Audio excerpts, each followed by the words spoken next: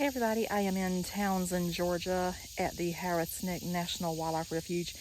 It is such a beautiful spot and it's become one of my favorite places to stop whenever I'm going up and down I-95 from South Carolina to Florida. This is a nice little stop off on exit 67, and if you're a nature lover, you would love it. I love it, so let's get it started. Yep, so this is the Neck National Wildlife Refuge. And there's the kiosk over there and the sign that says what you can do. Yeah, that's beautiful.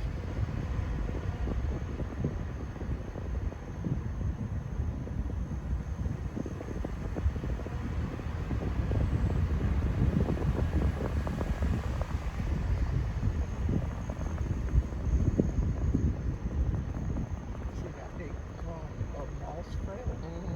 So beautiful.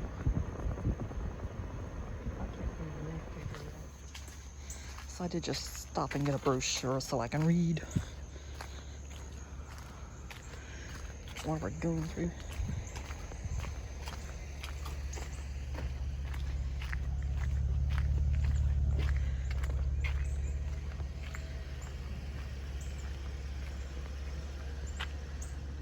So that says Harris Neck School, established 1875, Principal Ralph Basden, Rosenwald School, built in 1921.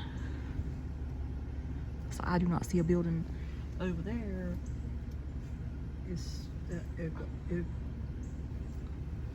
Maybe it was there at one time.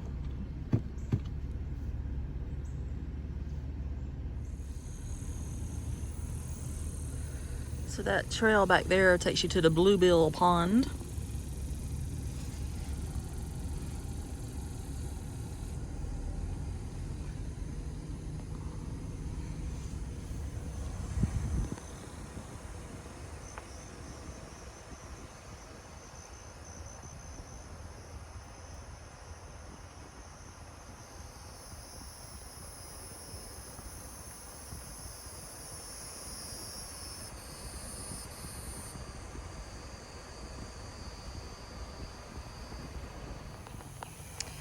So we're now at Woody Pond, and that's probably the most beautiful spot here. Usually they have a lot of wood storks back there.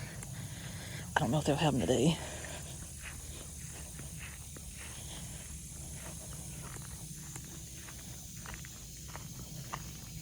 Might be too late in the season for them. One year we came and they were just so beautiful everywhere you looked.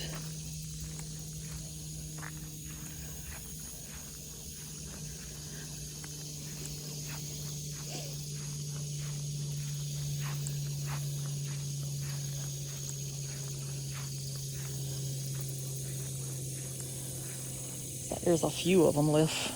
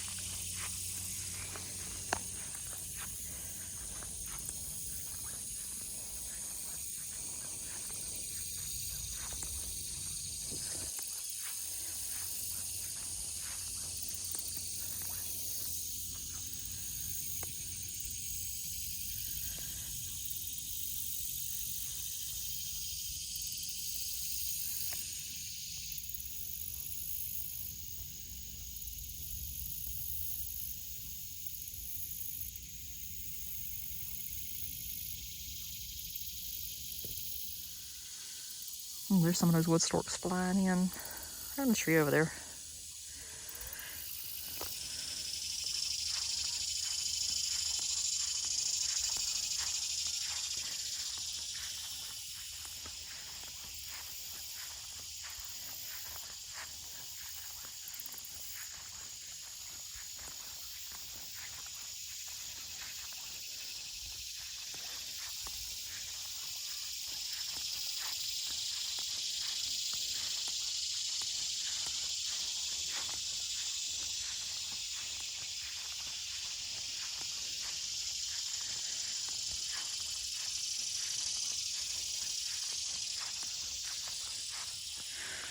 that's a good one. The sun is so bright I can't hardly see them.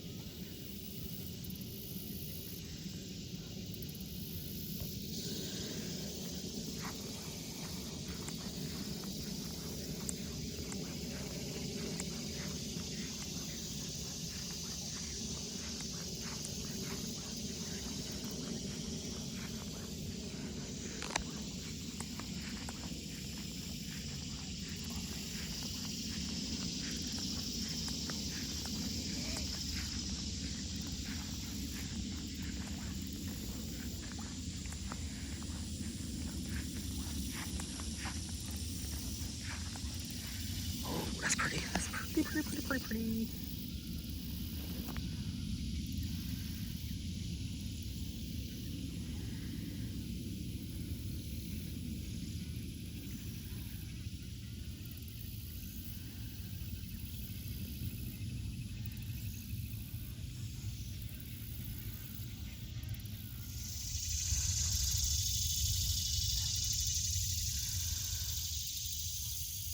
Oh.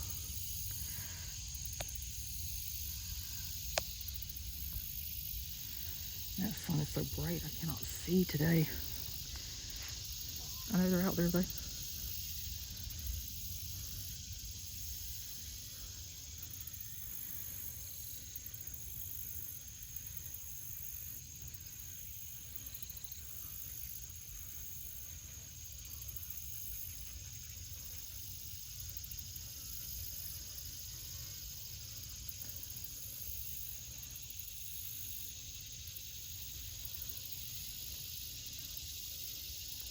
Ooh, that's pretty.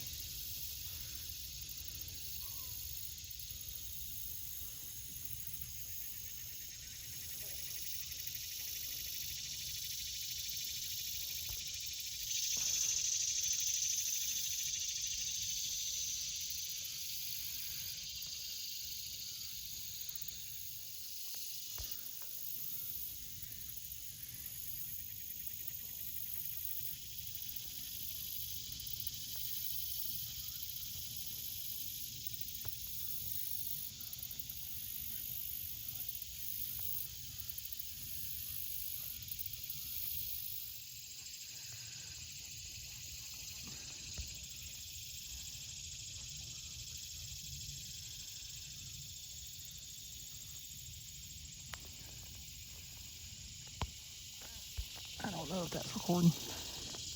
Well, I'm sure it's recording. I don't know what's recording because I can't see.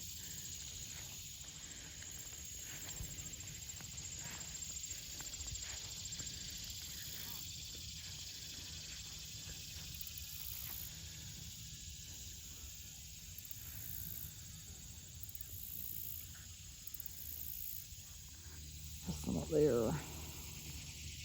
Hopefully I got the camera aimed right.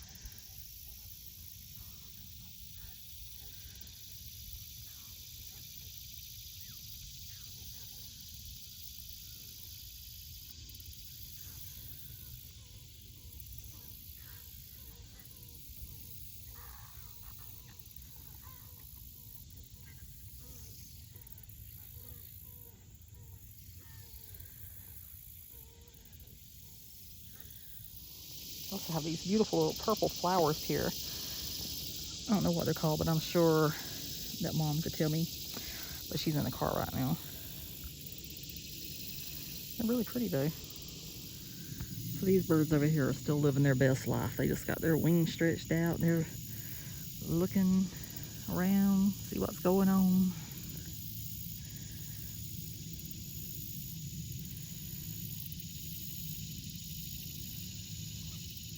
And that sweet little bird's down there on that log. I don't think he's moved since I came through a while ago, but he's so pretty.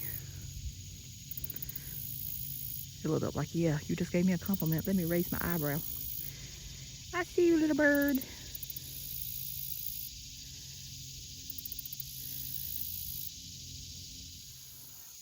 So it looks like now you can do an audio tour with a virtual ranger.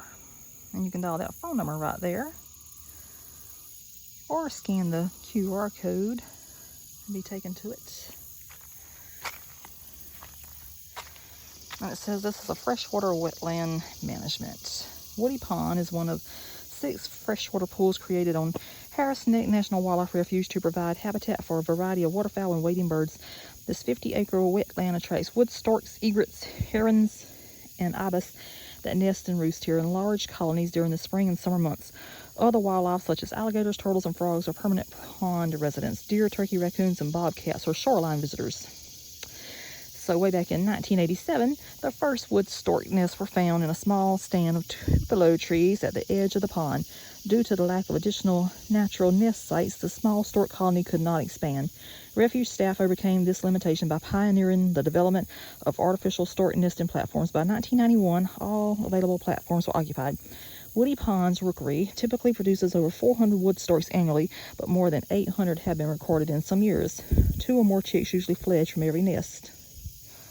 So one year we came, everything out there was nothing but wood storks. And I think that might have been in June one year.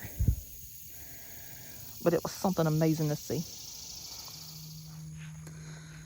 So this sign talks about the longleaf pine ecosystem.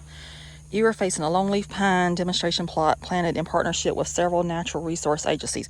The longleaf pine ecosystem was once one of the greatest forests in North America, covering over 90 million acres across the Atlantic coastal plain.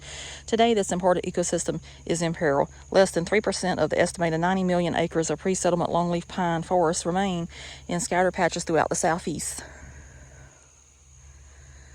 And that shows the longleaf pine, the canopy of trees, the understory, the wild turkeys. So that would be what you're looking at right there. That is definitely a pine tree.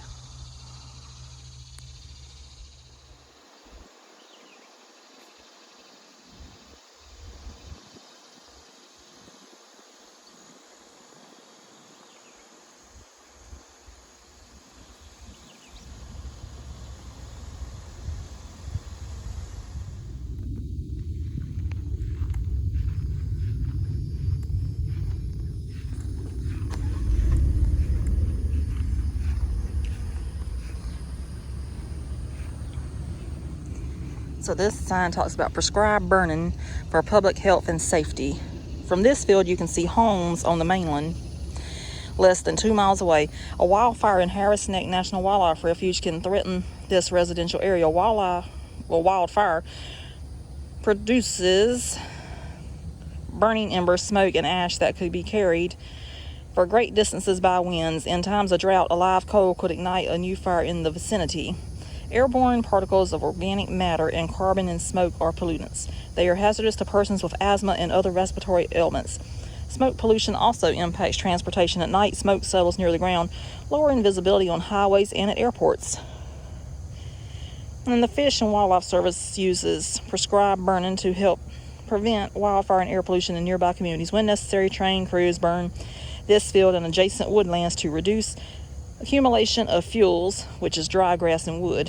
This process significantly reduces the potential for wildfire and widespread smoke. Prescribed burns are short-lasting and are scheduled so that the smoke disperses away from populated areas. And that tells how they do it right there. It says prescribed burning is done in daytime with fair weather and light wind. Trained fire crews assure that burning is safe, prescribed burning removes dense undergrowth that fuels destructive wildfire, and smoke is directed away from sensitive public areas. So, if you do look, you can see the houses that they're talking about.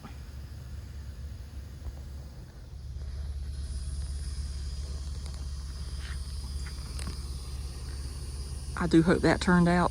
Oh, all those wood storks up there.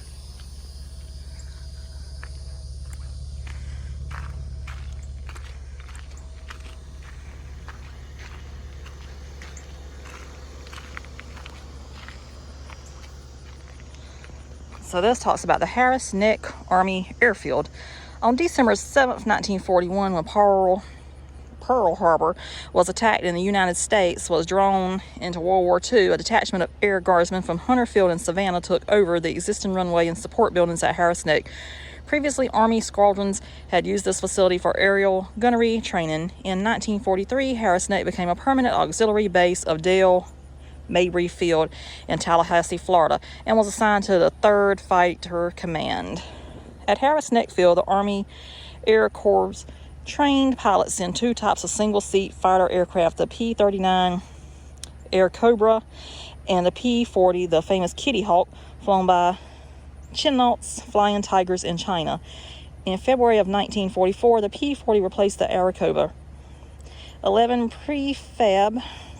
fabricated buildings and a hangar shed were constructed the next month. An officers' club was opened in May, barracks for 125 men, maintenance and machine shops, warehouses, and non-commissioned officers' club and other facilities were completed.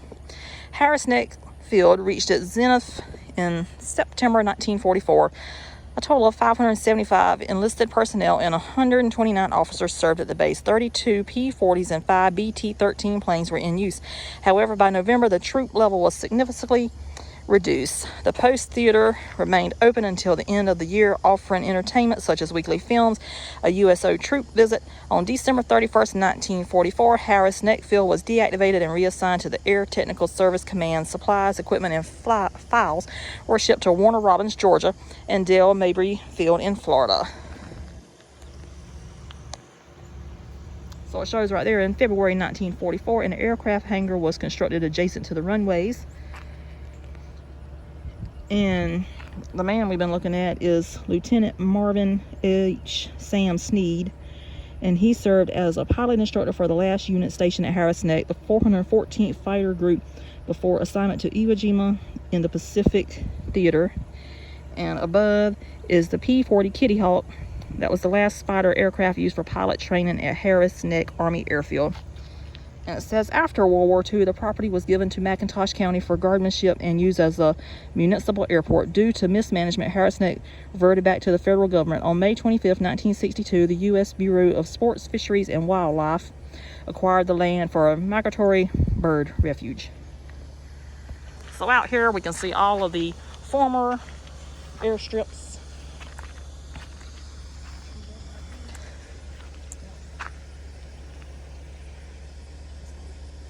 Yes, and over here you have a loop trail. I will not walk the loop trail because it is still rather hot today. It's only 77 degrees currently, but it feels a whole lot hotter than that because there's not hardly too many clouds in the sky, even though they are starting to form now.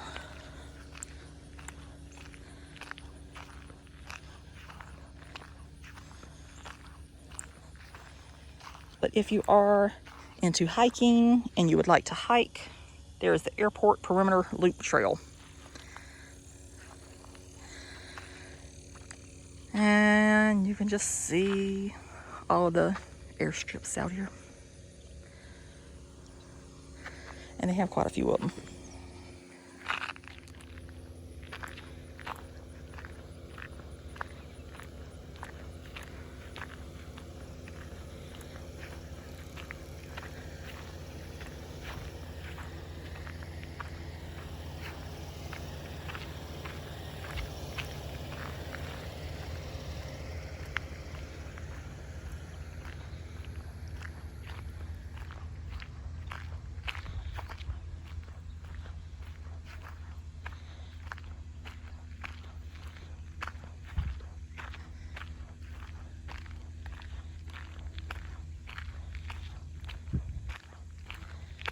And that one also is no cars as well, so I wouldn't drive down it anyway. But I mean, if it was the road that you had to drive down, that'd be a different story. But that shows that side as well. It's something that I do like to show whenever I can. As you can see, this is pavement with only a little bit of grass, and those little plants down there are determined to grow. So I always find that rather interesting. Let's see how that looks. This coming up now is the trail to Snipe Pond. It is back there.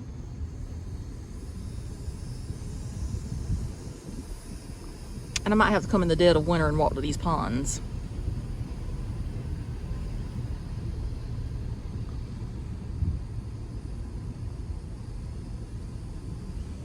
Some nice old trees there. And you see that's another part of the airstrip there, and that was a really good view of that pond. Oh my Lord.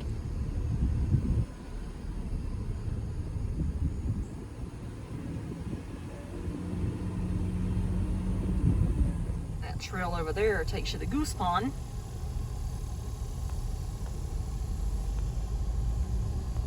And this up here is Teal Pond and Green Head Pond.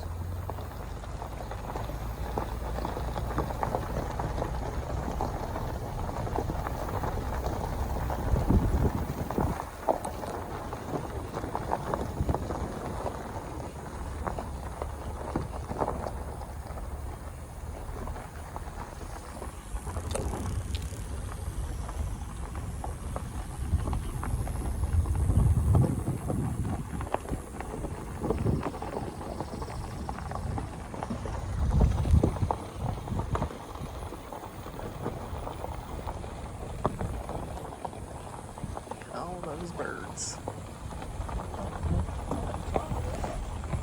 Yep.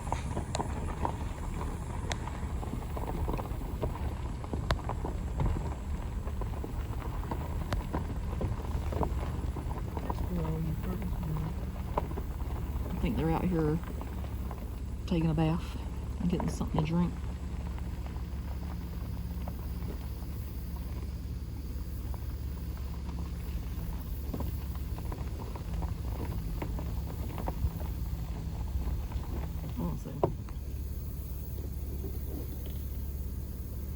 There's all kind of birds down there.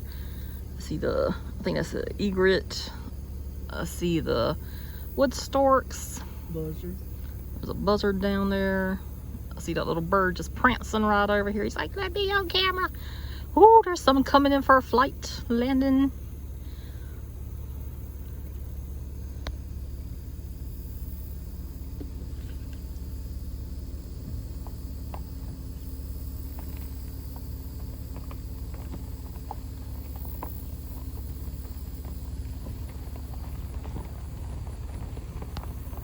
Oh, there's another one coming in for a landing. Boom, down it went. There's some more coming in for a landing.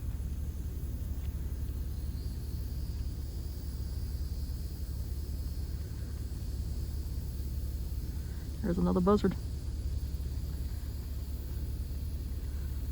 There's a wood stork. There's a wood stork.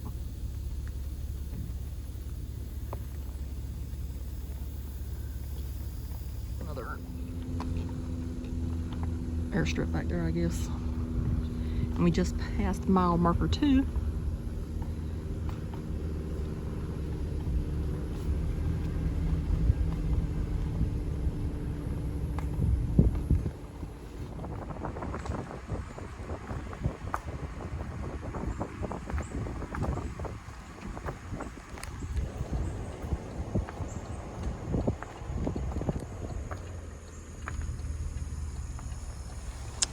So people have asked in previous videos, how do you get to see the water?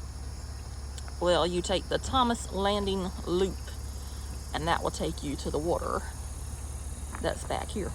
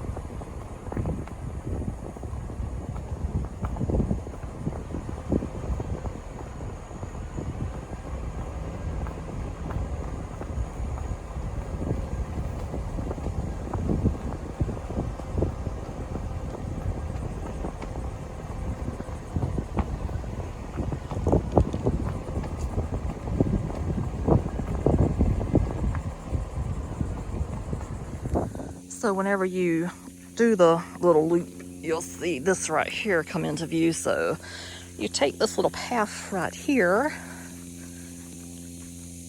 and hopefully there's no snakes out.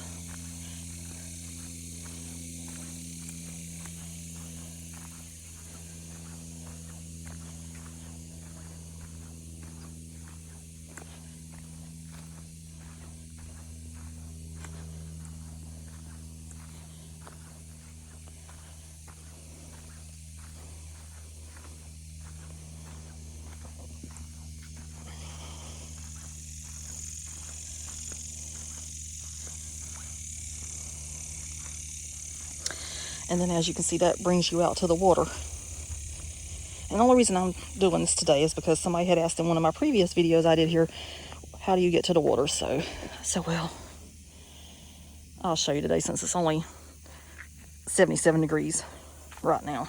So it's not too hot.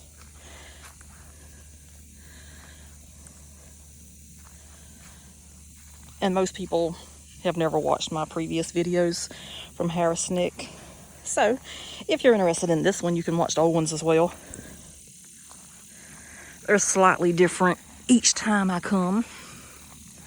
But that brings you to this beautiful view out here. And we have some babies. Little birds out there. But is this or is this not gorgeous?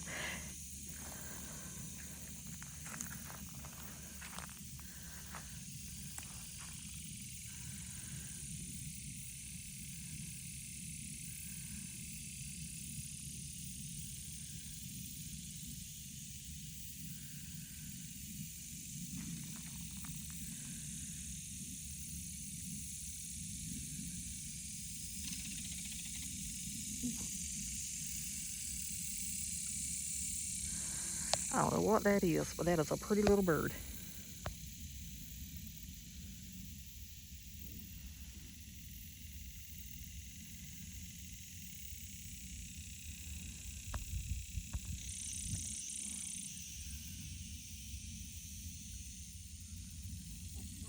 Ooh, there's one taking off.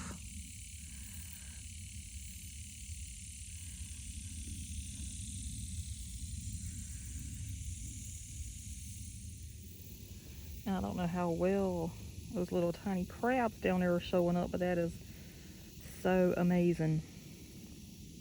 Ooh, here's one here.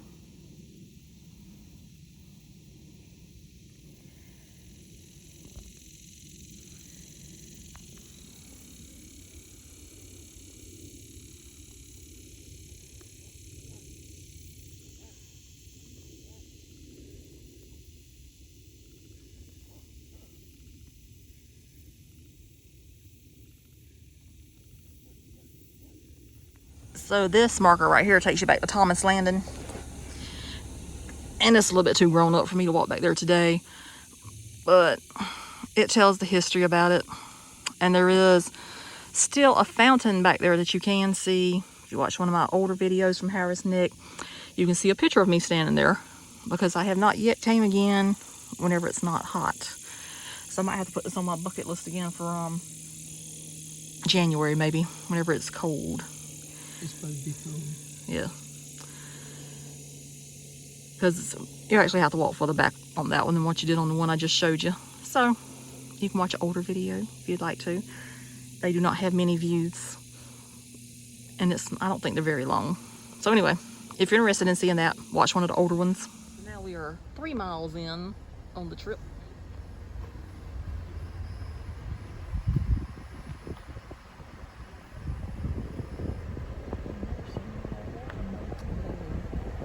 First I've heard of them.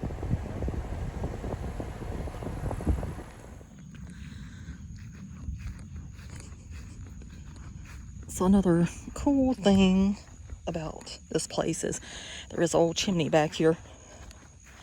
And I'm fairly certain it's left over from the days whenever people lived back here.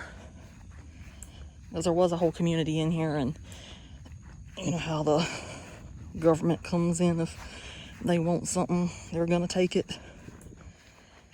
And that's what happened here.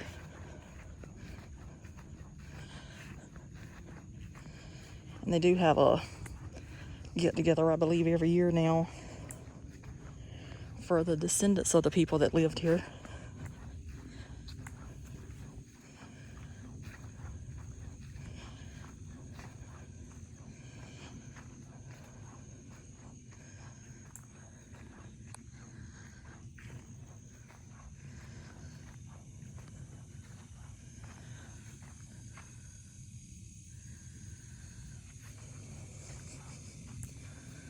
Oh, I know if that was to a house, that had to be a big house.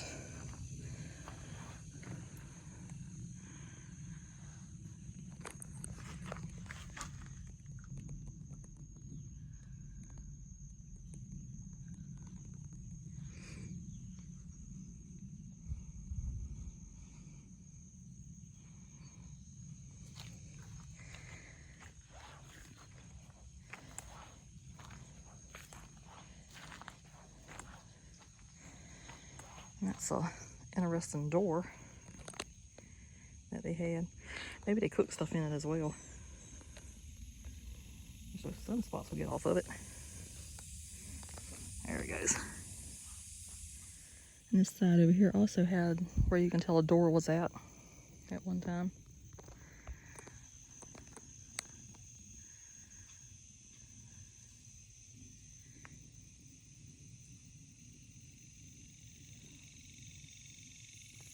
And there's some kind of critter over there.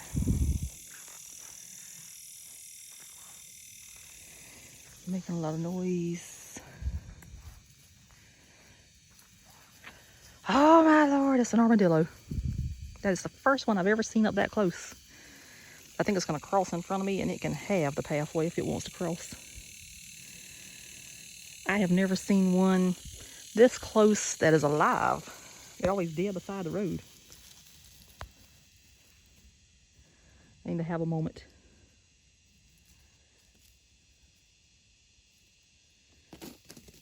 And it took off running.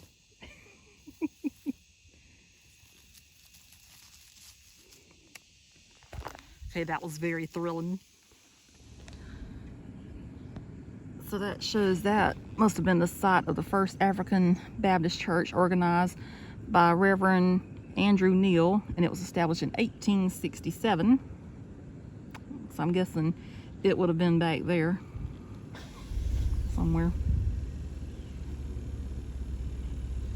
And then there's another pathway there to Woody Pond.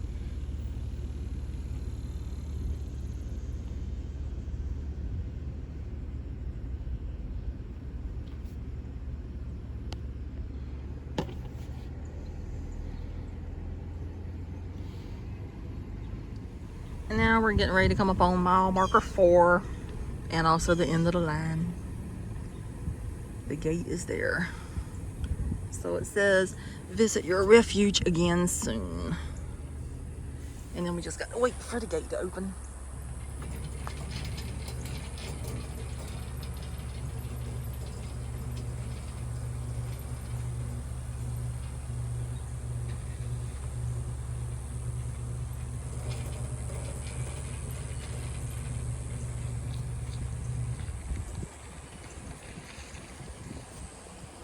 This is pretty cool. Instead of cutting a tree down, they left it in the middle of the road.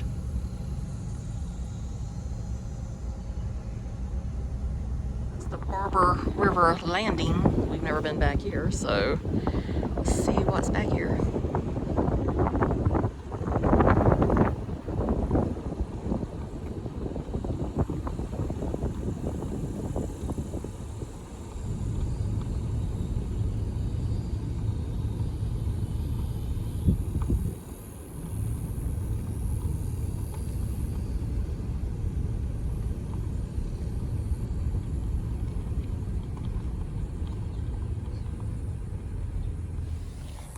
And that shows this is the Barbour River Landing of Neck National Wildlife Refuge.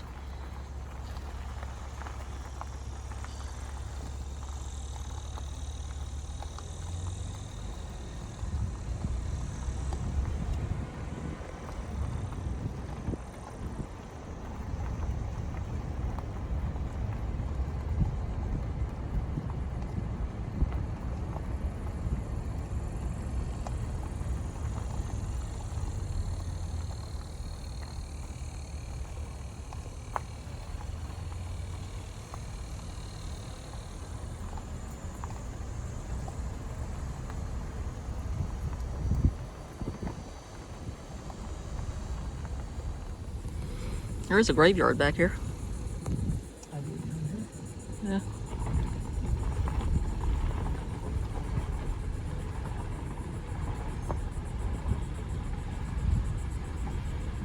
It says this is the Gould Cemetery. Oldest marked grave is in 1882.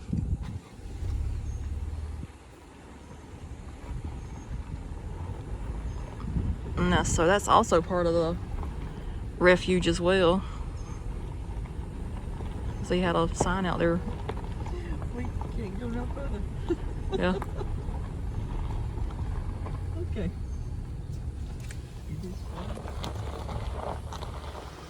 So this is a kiosk that says Into the Wild, History of the Wilderness Act. On September 3rd, 1964, President Johnson signed the Wilderness Act into law, protected 9.1 million acres of the country's wildest places for generations to come. The landmark conservation law now protects more than 111 million acres of land, with over 20 million acres managed by the U.S. Fish and Wildlife Service's National Wildlife Refuge system. So it shows different things right there.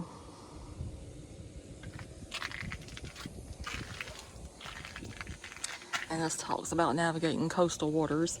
Georgia's coast is uniquely positioned at the center of what is known as the South Atlantic or Georgia Bight, making it the furthest western coastline on the Atlantic coast, extending from North Carolina to Florida.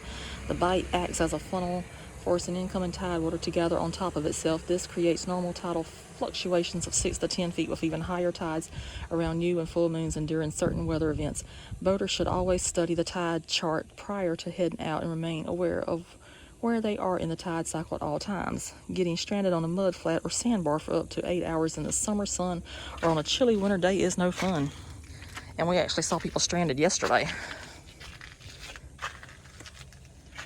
Oh, this is interesting. It says a series of circular footprints are a visual sign for boaters that there are manatees swimming just below the surface. And this says life on the water. Look straight ahead and you will see the magnificent Barbour River and saltwater marsh ecosystem which have supported humans for thousands of years. And it says the Barbour River and surrounding waterways have provided valuable resources for the survival of local watermen through the plantation era until today. Though the task system utilized by some of the low country plantations, enslaved African Americans were allowed opportunities to hunt, fish, crab, and trade resources with others, creating a rich culture in the process. After the Civil War, emancipated African Americans gained ownership of land and formed an independent Harris Neck community. They continued to harvest shrimp, oysters, crabs, and fish from local waterways. Several oyster and crabbing operations employed members of the community and surrounding areas, some of which are labeled in this aerial photo. And that shows some people that lived here.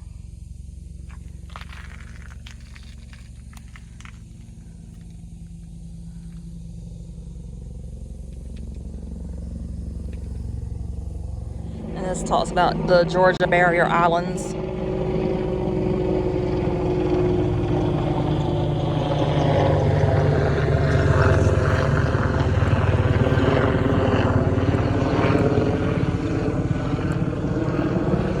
And this is the manatee basics for boaters.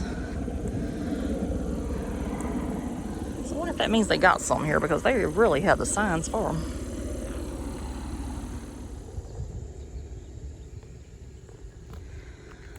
I have never been back here before, so I'm gonna go see what it looks like.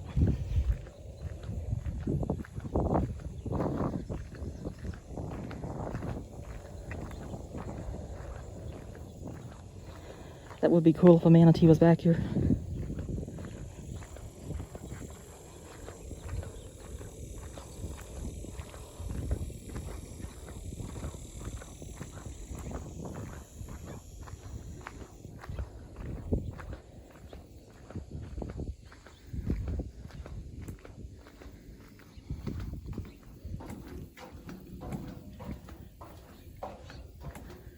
Oh, this is beautiful.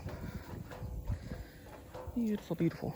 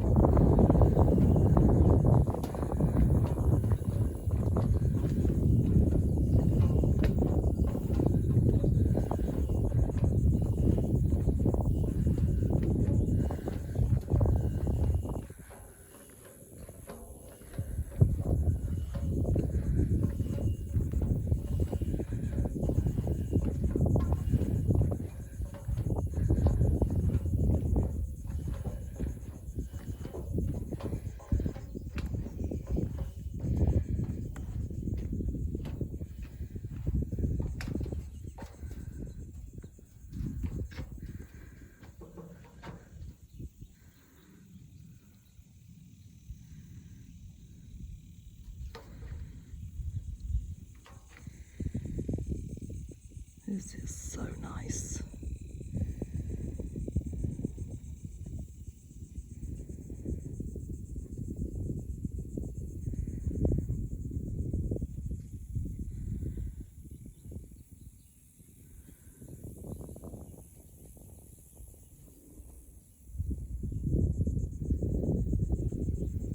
There's something over there in the distance that keeps blowing up air. And now it's probably not going to do it anymore since it's got the camera over there now.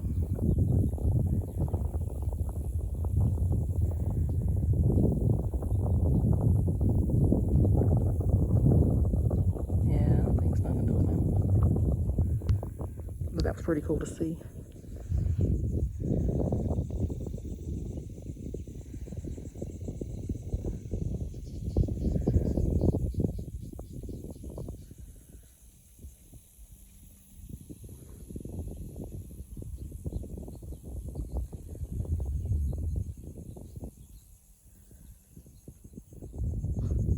Oh, there it goes again. Every time I take the camera from that direction, it does it.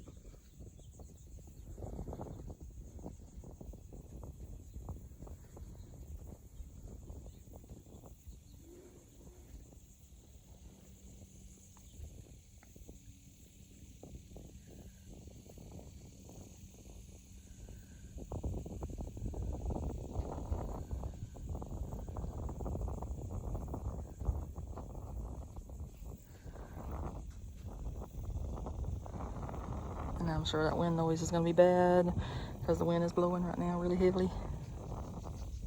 It just came up. It had a fin. I had turned around. Maybe it'll come back up at least one more time while it's in the area. Maybe it was a dolphin.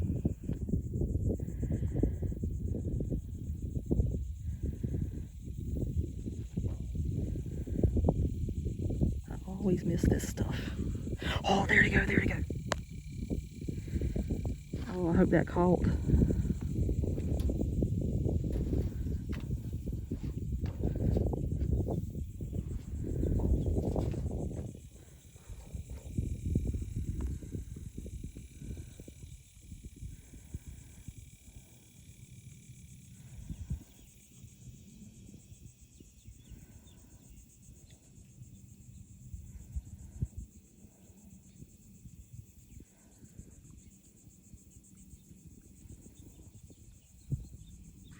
Ooh.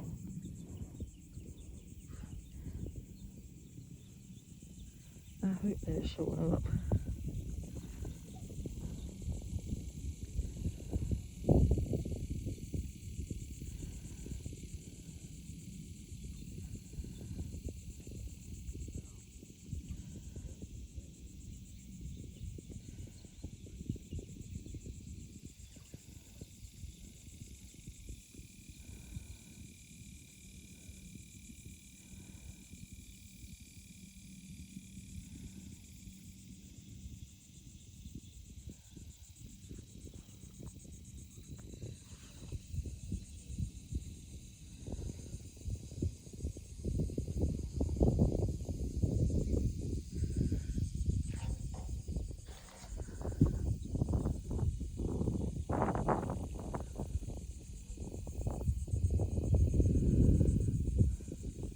So that was super cool. See, I'm going to say those were dolphins.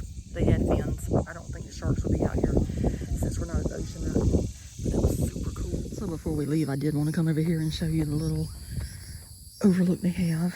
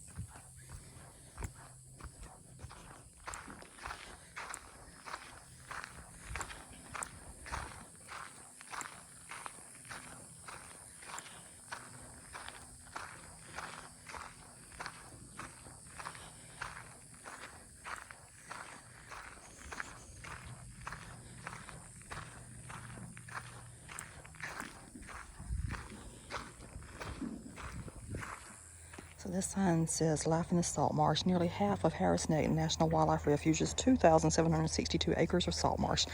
From this point, you can view a vast expanse of marshland bordering Harris Neck Creek, the refuge's western boundary. Look for similar tidal marsh near Barbour Landing, where we just came from, on the refuge's northern boundary. These extensive areas of grass may seem monotonous, and at times lifeless. However, they are home to thriving communities of wildlife. Nutrients deposited by tides promote growth of organisms that provide a feast for many mammals, fish, reptiles, and shellfish. And that shows the different kinds of animals that you can be listening and looking for here.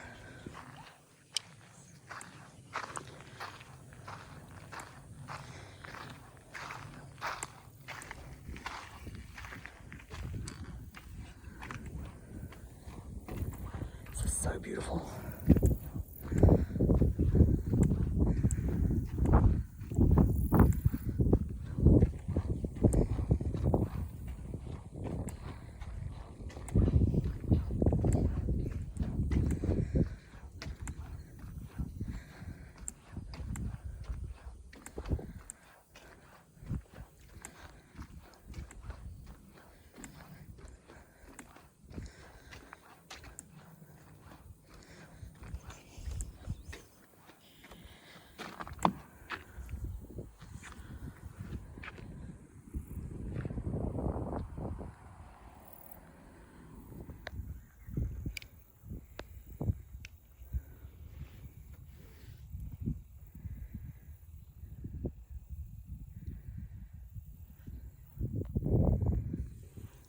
There's another one.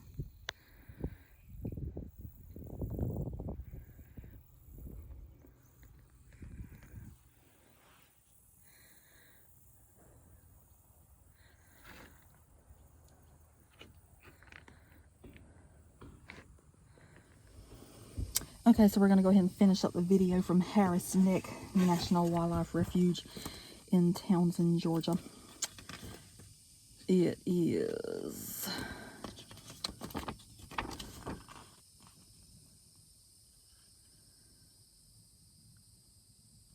part of the Savannah Coastal Refuges Complex.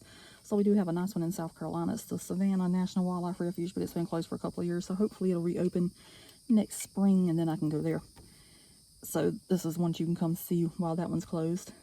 And it says, since its designation as a wildlife refuge in 1962, Harris Neck has served as a premier nesting, foraging, and wintering habitat for many species of wildlife. Signature species include wood storks, which nest in large colonies on woody pond, and the colorful and uncommon painted bunting, which we did not see any of those today, which favors nesting habitat in the refuge's maritime scrub areas.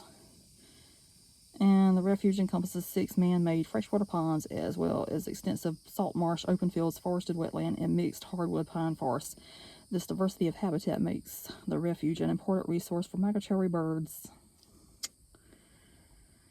And the history of Harris Neck is the Gaul Indians inhabited these areas, collecting fish, shellfish, and game from 1500 to 1715 AD. Beginning in 1750, English and Scottish settlers farmed the land intensively, producing many crops including renowned high-quality Sea Island cotton. African American families established a farming and shell fishing community following the Civil War. Their historic cemetery is still in use and can be visited from Barbour River Landing, which we saw that today. That was the Gould Cemetery. I didn't even know that was back there. I didn't even know that landing was back there. So it's always fun to do these videos because then I learn new things too. In the early 20th century, a wealthy family from the Northeast founded an estate that had a large mansion, formal gardens, and a dock for yachts. So we did not go see that today, but I showed you where it was at. I did show you how to get to the water back there where that was at, because somebody on a video that I did a couple of years ago, they did ask, how do you get to the water? So I did show you how to get to the water today. And it says during World War II, the U.S. military purchased the land for an airfield and pilot training facility. Remnants of the runways can still be seen. We saw those as well. Then after that, it became what it is today. And there's a nice map of the area. So how did you enjoy it today, Mom? Looks good. Yes, I'm glad we came. I'm glad we stopped in. We always love to stop in every time we get a chance here. subscribe. Yes. Please subscribe to the channel. If you like this video, you can give it a thumbs up. And positive comments. I do like the positive comments. So, what else? I guess that's about it. We got to head on back home to South Carolina. It's getting hot.